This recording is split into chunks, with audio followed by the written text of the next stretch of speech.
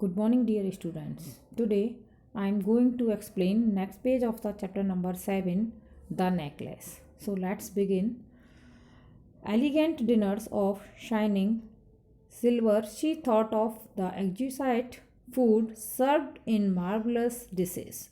She means है यहाँ पर जो मटिल्डा नाम की जो मेन कैरेक्टर है वो किसके बारे में, उसका हस्बैंड तो सिंपल सीधे साधे डिनर के बारे में इमेजिन कर रहा था, सोच रहा था खाने के बारे में, लेकिन वो तो कुछ बढ़ चढ़ के यानी हमेशा ही डिलीशियस डिनर के बारे में, बहुत ही शानदार डिनर के बारे में सोच रही थी। और कैसे कि जो सिल्वर के जो हैं जो बर्तन हैं उनमें रखा जाए और अच्छे से सही तरीके से खाया जाए। She thought of exquisite food and serve in marvellous dishes, यानी ऐसी वैसे छोटे मोटे बर्तनों में नहीं, सोने चांदी के बर्तनों में खाना खाते हुए ऐसी इमेजिन करती है। She had neither fox nor frocks nor jewels nothing and she loved only those things.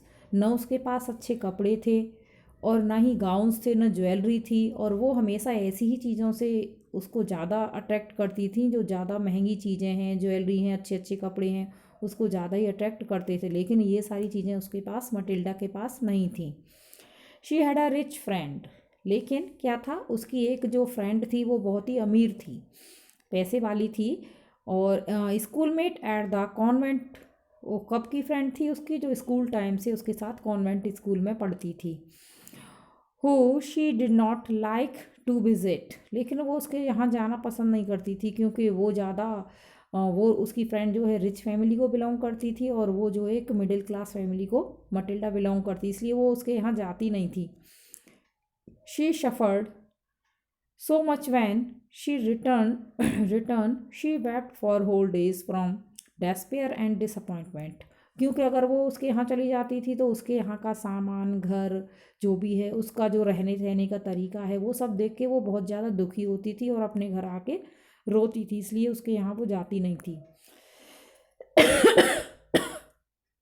Come to the next.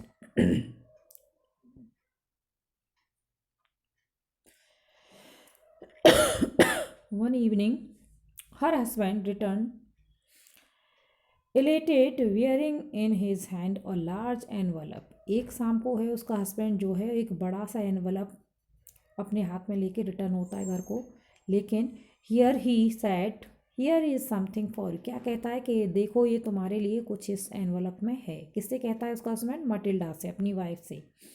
She quickly Drew out a printed card on which were inscribed these words, एक बड़ा सा printed card निकालता है, उस पर क्या लिखा था? Minister of public instruction and madam George Ramponi, यानी मिनिस्टर के यहाँ पर कोई पार्टी थी जिसमें कि उन्हें इनवाइट किया गया था।